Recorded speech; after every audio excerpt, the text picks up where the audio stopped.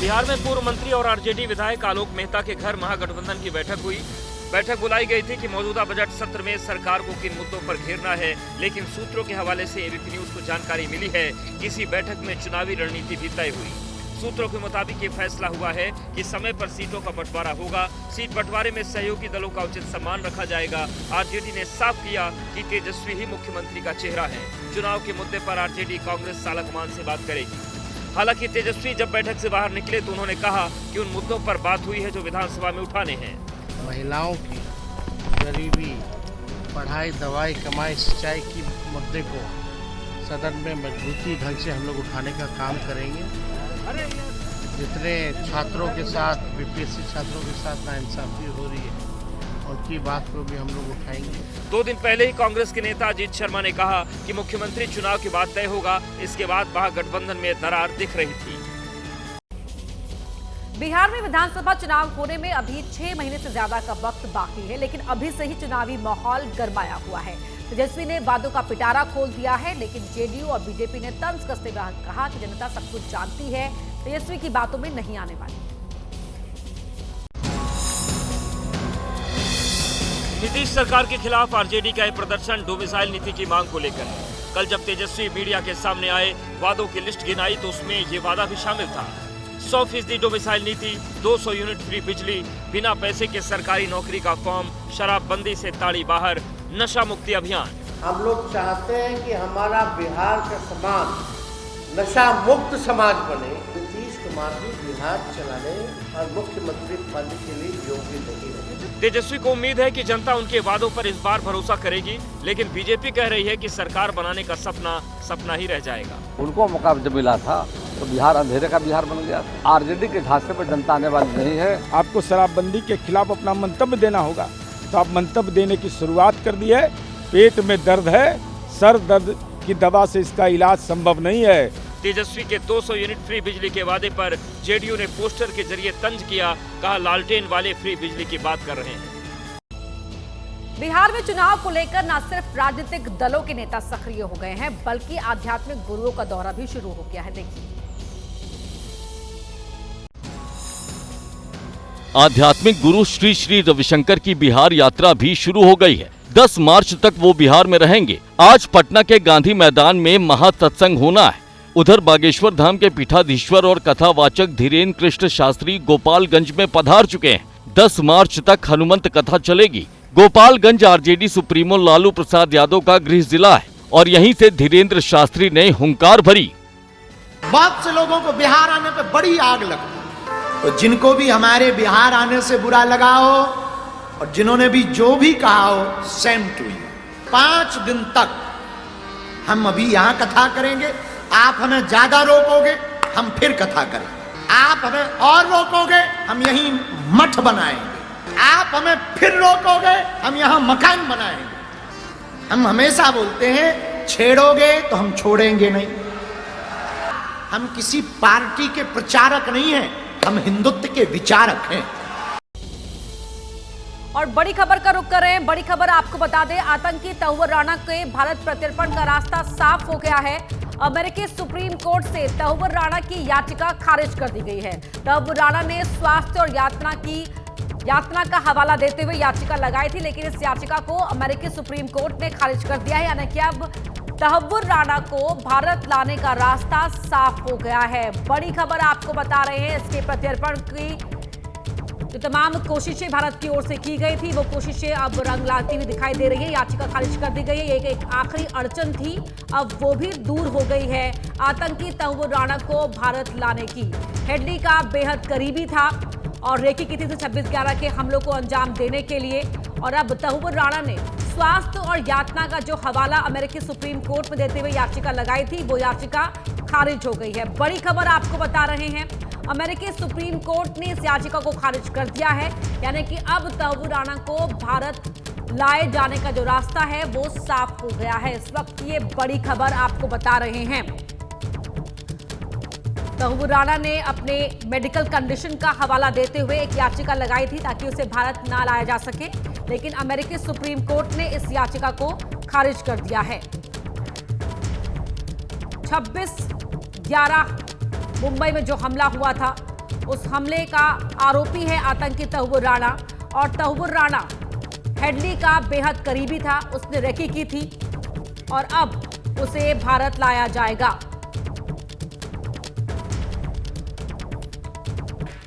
इस बीच बिहार में औरंगजेब को लेकर भी सियासी जंग छिड़ी हुई है, बयानबाजी हो रही है। तनातनी सत्ताधारी जेडीयू में है, अलग अलग सुर यहां पर सुनाई दे रहे हैं। जेडीयू के कुछ कद्दावर नेता औरंगजेब को महान बता रहे हैं, तो कुछ क्रूरता बर्बरता की मिसाल बता रहे हैं, और औरंगजेब के हिमायती अपनी पार्टी के नेताओं पर एक्शन लेने की बात भी कर रहे हैं। औरंगजेब एक जालिम हुक्मरान था, तो हो सकता है उनकी आइडियोलॉजी जो लोग ये बात कह रहे हैं, लेकिन जो हिस्टोरियंस हैं और जिन लोगों ने उन पे काम किया वो सब तो यही बात कहते हैं कि जितना बड़ा जालिम आप साबित करना चाहते हो उतने बड़े औरंगजेब जालिम नहीं थे। मेरी नज़र में औरंगजेब एक अच्छा शासक था, हो सकता है कि उनसे कुछ गलतियां हुई हो। औरंगजेब पर खालिद अनवर ने बयान दिया, जिसको लेकर जेडीयू के अंदर सियासी तकरार शुरू हो गई। मैं ही बोल रहा हूँ, उनको पाकिस्तान के साथ नहीं सुधरे बांग्लादेश भेजे, गाजा पट्टी भेजे वैसे लोगों को। कोई भी अगर तारीफ करे, चाहे किसी दल के हो, औरंगजेब का तारीफ बर्दाश्त नहीं होगा भारत में। संजीव कुमार ने अपनी ही पार्टी के खालिद अनवर के बयान का विरोध किया, तो पार्टी के एक और सीनियर लीडर गुलाम गौस खालिद अनवर के पक्ष में खड़े नजर आए। किसकी औकात है कि 30 करोड़ आबादी को पाकिस्तान भेज? किसी औकात है क्या? कुछ बात है कि हस्ती मिटती नहीं हमारी, सदियों रहा है दुश्मन दौरे जहां। चाहूंगा वाले नहीं है, हमारे मिटाने वाले मिट जाएंगे। बिहार में औरंगजेब को लेकर छिड़ी सियासी जंग हर गुजरते दिन के साथ तेज होती जा रही है। अब सिर्फ औरंगजेब ही नहीं, मुगलों के नाम पर शहरों और जगह के नाम बदलने की मांग भी उठ रही है। बिहार में बीजेपी विधायक हरिभूषण ठाकुर बचौल ने मांग की है कि औरंगाबाद का नाम रामनगर किया जाए और जिस बख्तियारपुर में नीतीश कुमार का जन्म हुआ उसका नाम नीतीश नगर हो। क्रूर मुगल शासकों के नाम पर कोई जगह स्मारक नहीं होने की बात कही। औरंगाबाद है, औरंगजेब के नाम पर उसका रामनगर रखा जाए। क्रूर मुगल शासक के नाम पर जो भी जगह है बिहार में भी बदला जाए। बिहार सरकार से भी मांग करते हैं, भारत सरकार से भी मांग करते हैं, और बिहार के 13 करोड़ जनता को भी कहते हैं, जो भी इस देश को गुलाम बनाया, लूटा, मंदिर को तोड़ा, उसके नाम पर कोई भी स्मारक या जगह नहीं होना चाहिए। इसी बीच बीजेपी और जेडीयू पर आरजेडी बरसी, कहा चुनावी साल में माहौल खराब करने के लिए ऐसे मुद्दों को तूल दिया जा रहा है। भाजपा के लोग तो चुनावी वर्ष में आ करके इस तरह की समाज को बांटने वाला बयानबाजी तो शुरू करते ही हैं, क्योंकि इनके पास एजेंडा नहीं है। ना भारत सरकार अपने 12 साल में 11 साल में कोई उपलब्धि पर वो राजनीति कर सकेगा, वोट मांग सकेगा, न बिहार में 20 साल के शासन में मांग सकेगा। औरंगजेब पर घमासान की शुरुआत महाराष्ट्र से हुई थी, जब समाजवादी पार्टी के विधायक अबू आजमी ने उसे महान बताया। उसके बाद अबू आजमी को बजट सत्र से विधानसभा के निलंबित कर दिया गया था। एफआईआर हो गई और अब गिरफ्तारी की तलवार भी लटक रही है। अब खबर यह है कि उनसे जल्द ही मुंबई पुलिस पूछताछ भी कर सकती है। इस बीच अबू आजमी ने एक बार फिर अपने बयान पर सफाई दी। अच्छा, मैं तो जमाने में पैदा नहीं हुआ था, मैं कोई हिस्टोरियन नहीं हूँ। हमने हिस्टोरियन की जो किताबें पढ़ी हैं, जो हम स्पीचेस सुनते हैं, इन स्पीचेस इन सुनने के बाद जो आज मोबाइल में जो चीज़ें हैं दर्ज हैं, इन चीज़ों को देख के मैंने बयान दिया। अब इसमें बवाल खड़ा करने का मतलब क्या होता है? ये तो बेवकूफ़ बातें हैं कि हमने शिवाजी महाराज के बारे में कोई गलत बात बोली है। मैं तो उनकी जय जयकार हमेशा करता हूँ, मैंने कभी उनके बारे में गलत बात जो कहेगा उसका मुंह नोच लूंगा मैं। अबू आजमी अपने बचाव में दलील दे रहे हैं, शब्द वापस ले रहे हैं, लेकिन अपने बयान पर उन्हें कोई पछतावा नहीं है। उधर उनके बयान पर बवाल बढ़ता जा रहा है, बात गिरफ्तारी की होने लगी है। आप पर गिरफ्तारी की तलवार लटक रही है। सरकार के हाथ में जो कोई सरकार कर सकती है, गिरफ्तार करना गिरफ्तार कर ले, जेल चला जाऊंगा, जब जमानत हो गई वापस आ जाऊंगा, नहीं गिरफ्तार करेगा तो काम करूंगा, जैसा होगा देखता हूँ क्या होता है। आपका एमएलए सस्पेंशन के अलावा रिवोक, उसको खारिज करने का तो मैं सोशल वर्क बन के काम करूंगा, नहीं लड़ूंगा इलेक्शन आगे, सोशल वर्कर बन के काम करूंगा, लेकिन लोगों की सेवा करने का काम हमेशा करूंगा। वहीं महाराष्ट्र में विवाद का एक और चैप्टर खुल गया है और ये चैप्टर है भाषा विवाद का। मराठी भाषा को लेकर महाराष्ट्र में विपक्ष आरएसएस से लेकर महाराष्ट्र सरकार पर हमलावर। ये महाराष्ट्र के संभाजीनगर में मौजूद औरंगजेब का मकबरा है। एक आर्कियोलॉजिकल साइट है, मकबरे की सुरक्षा बढ़ा दी गई है। वजह है औरंगजेब पर छिड़ा संग्राम। घर पे लेके जाए, अबू आजमी लेके जाए, वो अखिलेश लेके जाए, या तो फिर वो अब क्या नाम है हैदराबाद वाला, वो ऐसे लेके जाए, हमें कोई दिक्कत नहीं, लेकिन हमारे पास वो नहीं चाहिए, ये हमारी मांग रही है। औरंगजेब की जो बची कुची वहाँ जो यादें हैं वो यहाँ नहीं रहनी चाहिए। उन्होंने जो अत्याचार किए वो हम कब तक बर्दाश्त करेंगे, इसलिए वो कब्र हटाया जाए, ये मांग हम सीएम से भी करेंगे और पीएम से भी करेंगे। औरंगजेब विवाद पर हिंदू सेना ने केंद्रीय गृह मंत्री को पत्र लिखकर औरंगजेब को बर्बर शासक घोषित करने की मांग की है। उधर कब्र खोदकर समुद्र में बहाने की अपील की गई है। यहाँ पे पूछताछ की कोई जगह नहीं है, तो मैं भारत सरकार से मांग करता हूँ कि औरंगजेब की जो कब्र है उसे उखाड़कर अरब महासागर में बहा दिया जाए।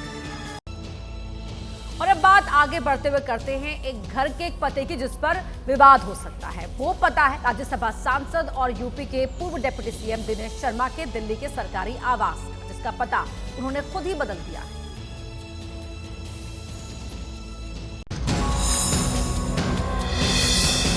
राज्यसभा सांसद दिनेश शर्मा के गृह प्रवेश में सियासी क्लेश के आसार बन गए हैं और उसकी वजह है नाम पते की ये प्लेट, जिसमें लिखा है डॉक्टर दिनेश शर्मा, सांसद राज्यसभा, पूर्व उप मुख्यमंत्री उत्तर प्रदेश, 6 स्वामी विवेकानंद मार्ग और उसके नीचे छोटा सा तुगलक लेन। ये तस्वीर सांसद दिनेश शर्मा ने खुद सोशल मीडिया पर पोस्ट की है, जिसके बाद सवाल उठने लगे हैं कि क्या तुगलक लेन का नाम बदल गया है। तो जवाब है नहीं, तुगलक लेन का नाम नहीं बदला गया है, लेकिन राज्यसभा सांसद दिनेश शर्मा ने अपने घर का पता ब्रैकेट में छोटा सा तुगलक लेन और उसके ऊपर बड़ा सा स्वामी विवेकानंद मार्ग लिखकर उसकी तस्वीरें सोशल मीडिया पर शेयर कर बड़ा संकेत दिया है। दिल्ली में बीजेपी की सरकार बनने के बाद कई विधायकों ने अपने इलाकों का नाम बदलने की मांग की है। नजफगढ़ का नाम बदलकर नाहरगढ़, मुस्तफाबाद का नाम बदलकर शिवपुरी और मोहम्मदपुर का नाम बदलकर माधोपुरम करने की मांग है। इन सब के बीच राज्यसभा सांसद दिनेश शर्मा ने अपने सरकारी मकान का पता खुद बदलकर नाम की सियासत का नया चैप्टर खोल दिया है। तो कहीं नेम प्लेट बदल दी गई, तो कहीं घमासान मचा हुआ है इतिहास के किरदार पर, यानी कि औरंगजेब की हम बात कर रहे हैं। महाराष्ट्र में औरंगजेब को लेकर जो विवाद छिड़ा हुआ है, उसी विवाद में अब एक और चैप्टर भी शामिल हो गया है और इस बार ये चैप्टर है भाषा विवाद का। जी हाँ, साउथ में भाषा को लेकर एक जंग छिड़ी हुई है, तो वहीं महाराष्ट्र में मराठी भाषा के अपमान का आरोप लगाकर विपक्ष आरएसएस और महाराष्ट्र सरकार पर हमलावर है।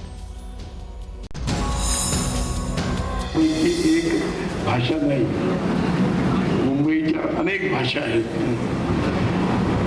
पण त्या भागाची काही भाषा असते। घाटकोपर परिसराची भाषा तर गुजराती आहे, त्यामुळे मुंबई सोपं आहे की येणाऱ्या माणसाला मराठी शिकलं पाहिजे असं नाही। सुरेश भैया जी जोशी किसी बयान पर महाराष्ट्र की सियासत उबल रही है, उनके खिलाफ देशद्रोह का मामला दर्ज करने की मांग हो रही है। भाजपा को लेकर जिस तरीके से बयान दिया जा रहा है सर भैया जी, उसका तो हमने निषेध किया है और उनके ऊपर राजद्रोह का गुनाह दाखिल होना चाहिए। विवाद बढ़ा तो विधानसभा में सीएम फडणवीस ने भैया जी जोशी के बयान पर सफाई दी। मुंबईची, महाराष्ट्राची, महाराष्ट्र शासनाची भाषा मराठीच आहे। महाराष्ट्रात राहणाऱ्या प्रत्येकाने मराठी शिकलं पाहिजे, प्रत्येकाला मराठी बोलता आलं पाहिजे। भैया जी जोशी ने भी सफाई दी है, कहा बयान गलत तरीके से पेश किया गया, मराठी ही महाराष्ट्र की असली पहचान है। गलतफहमी हुई है ऐसा मुझे लगता है। वहीं औरंगजेब को लेकर जारी विवाद के बीच बीती रात दिल्ली में कुछ युवकों ने अकबर रोड लिखे एक साइन बोर्ड पर कालिक पोत दी, अकबर रोड का नाम बदलने की मांग की और नारेबाजी की।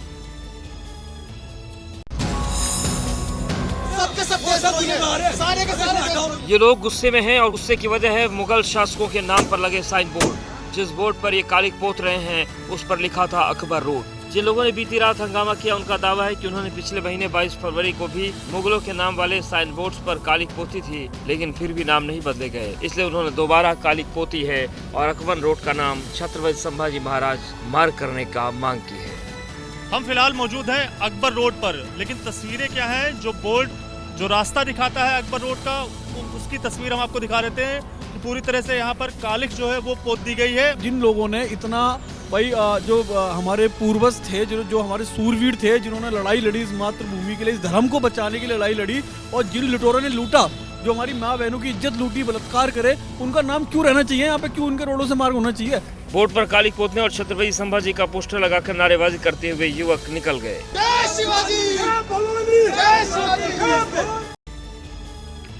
दिल्ली में एक बार फिर बाहरी लोगों को लेकर विवाद खड़ा होता दिख रहा है। त्रिनगर से बीजेपी के विधायक तिलक राम गुप्ता ने कहा कि उनके इलाके में सिर्फ वो लोग ही रेहड़ी लगाएं जिनके पास दिल्ली का वोटर आई कार्ड होगा, बाहरी लोगों को बाहर कर दिया जाएगा।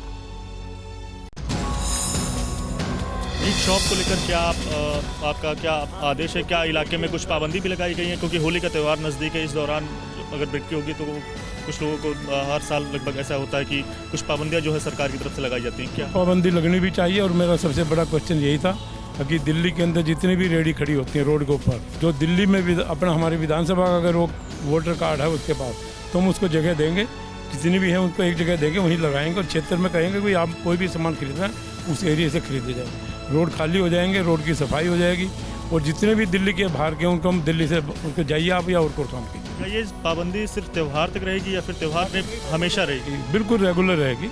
आपने हमारे गृह मंत्री ने देखा होगा अपने दिल्ली के लिए, माता बहनों के लिए कितने सिक्योरिटी का बड़ा ज़बरदस्त उन्होंने कदम उठाएगा और जितने भी दिल्ली के अंदर कोई भी क्राइम नहीं होने देंगे। अभी चुनाव के अंदर हमारे क्षेत्र से 15-20 जो क्राइम करते थे उनको बंद कर दिया गया था, अभी छोड़ दिया गया उनको। मैंने एसीपी को टेलीफोन किया, मगर इनको कार्रवाई कीजिए या दिल्ली से बाहर भेजिए। और अब बात प्रधानमंत्री मोदी की, जो आज 2 दिन के गुजरात दौरे पर पहुंचने वाले हैं। इस महीने ये दूसरा मौका है जब सूबे को वो सौगात देंगे। जनता से संवाद करने के लिए प्रधानमंत्री गुजरात के दौरे पर जा रहे हैं। प्रधानमंत्री मोदी दिल्ली से रवाना होकर दोपहर 1:30 बजे पहले सूरत एयरपोर्ट पहुंचेंगे। दोपहर 1:45 पर सूरत एयरपोर्ट से हेलीकॉप्टर से सिलवासा जाएंगे। नमो अस्पताल का लोकार्पण करेंगे। 250 करोड़ से अधिक की कई परियोजनाओं की सौगात देंगे। सिलवासा से प्रधानमंत्री सूरत के लिए रवाना होंगे। शाम 4 बजे सूरत के पर्वत पाटिया में बने हेलीपैड पर पहुंचेंगे। शाम 4:15 पर रोड शो शुरू होगा। शाम 5 बजे लिम्बायत नीलगिरी मैदान पहुंचेंगे। लिम्बायत में NFSA कार्ड धारकों को किट वितरित करेंगे और जनसभा को संबोधित करेंगे। एक हफ्ते में दूसरी बार है जब प्रधानमंत्री मोदी गुजरात के दौरे पर पहुंच रहे हैं। 8 मार्च को सुबह 11:30 बजे नवसारी पहुंचेंगे। अंतर्राष्ट्रीय महिला दिवस के मौके पर गुजरात के नवसारी में लखपति दीदी कार्यक्रम को संबोधित करेंगे। कार्यक्रम में 1.5 लाख से अधिक महिलाओं को भाग लेने की उम्मीद है। खास तौर पे ये एक ऐतिहासिक कार्यक्रम और ये पूरे कार्यक्रम की जिम्मेदारी वो गुजरात पुलिस की महिला फोर्स को दी गई है और खास तौर पे ये अपने आप में एक बहुत बड़ा संदेश है। आज एक तरफ प्रधानमंत्री मोदी गुजरात पहुंच रहे हैं तो दूसरी ओर कांग्रेस सांसद और लोकसभा में नेता विपक्ष राहुल गांधी भी आज ही 2 दिन के अहमदाबाद दौरे पर आ रहे हैं। मकसद 2027 में होने वाले विधानसभा चुनाव के लिए कांग्रेस को तैयार करना है। 2 दिन के लिए मिशन गुजरात पर राहुल गांधी सुबह 10 बजे अहमदाबाद पहुंचेंगे। सुबह 10:30 बजे पूर्व प्रदेश अध्यक्षों समेत कई वरिष्ठ नेताओं के साथ बैठक करेंगे। सुबह 11 बजे से दोपहर 1 बजे तक राजनीतिक मामलों की समिति की बैठक होगी। दोपहर 2 से 3 बजे तक जिला कांग्रेस अध्यक्षों के साथ और दोपहर 3 से 5 बजे तक ब्लॉक कांग्रेस अध्यक्षों के साथ बैठक होगी। मैं धन्यवाद करता हूं कि राहुल गांधी जी ने खुद संगठन को मजबूत करने के लिए अलग अलग लेवल पे जो हमारे संगठन के साथी है, हमारे कार्यकर्ता है, हमारे अलग अलग ग्रास रूट के क्षेत्र पे, चाहे ब्लॉक प्रेसिडेंट है, डिस्ट्रिक्ट प्रेसिडेंट्स है, हमारी पॉलिटिकल अफेयर्स कमेटी है, कुछ अनुभवी लोग हैं, उन सब से बात करने के लिए राहुल गांधी जी ने ये प्रोग्राम बनाया है। मिशन 2027 की तैयारियों के लिए गुजरात पहुंच रहे राहुल गांधी अपने दौरे के दूसरे दिन यानी 8 मार्च को सुबह 10:30 बजे से दोपहर 12:30 बजे के बीच पूरे गुजरात से आए कार्यकर्ताओं के साथ संवाद करेंगे। राहुल गांधी आज गुजरात में होंगे। इससे पहले वो कल महाराष्ट्र में थे। मुंबई के धारावी में पहुंचे और चमड़ा उद्योग से जुड़े कारीगरों से बातचीत की, उनकी समस्याएं जानी। हाथ में सुई धागा सिलाई मशीन पर काम, राहुल गांधी का यह नया रूप, नया अंदाज दिखा जब वो मुंबई में धारावी पहुंचे। चमड़ा उद्योग से जुड़े श्रमिकों और उद्यमियों से मिले। धारावी को दुनिया का सबसे बड़ा चमड़ा उद्योग केंद्रों में गिना जाता है, जहां करीब 1 लाख लोग काम करते हैं। राहुल गांधी उनसे मिले, उनकी समस्या और चुनौतियों पर चर्चा की। राहुल गांधी चमड़ा बनाने वाली जिस यूनिट में पहुंचे उनमें से सुधीर राजभर का चमार स्टूडियो भी था। चमार स्टूडियो के संस्थापक सुधीर राजभर लाखों दलित युवाओं की कहानी को समेटे हुए हैं। वो अत्यंत प्रतिभाशाली, नए विचारों से भरपूर हैं और सफलता के लिए आतुर हैं, लेकिन अपने क्षेत्र में शीर्ष लोगों तक पहुंच की कमी और सीमित अवसरों की चुनौती से जूझते रहे। और बहुत अच्छी बातें हुई और बहुत अच्छा हैंग आउट हुआ हमारे साथ और हमारे आर्टिसंस के साथ।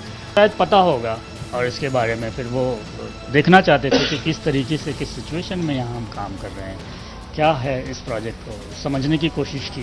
धारावी के कारीगरों ने राहुल गांधी लिखा वॉलेट गिफ्ट किया। सोनिया गांधी और प्रियंका गांधी के लिए भी उनका नाम लिखा पर्स दिया। हिमाचल के बिलासपुर में बीजेपी अध्यक्ष जेपी नड्डा ने कांग्रेस पर कड़ा प्रहार किया। मोदी सरकार में आम आदमी को पद्म सम्मान का जिक्र करते हुए कहा कि सही मायने में मोदी राज में ही लोकतंत्र स्थापित हुआ है। बीजेपी के दफ्तर का शिलान्यास करने के लिए बीजेपी अध्यक्ष जेपी नड्डा हिमाचल प्रदेश के बिलासपुर पहुंचे थे। शिलान्यास के बाद अभिनंदन समारोह में जब नड्डा ने भाषण दिया तो कांग्रेस पर ताबड़तोड़ प्रहार किए। और आज कांग्रेस पार्टी न राष्ट्रीय पार्टी है और न ही वैचारिक पार्टी है, ये भाई बहन और माता की पार्टी है।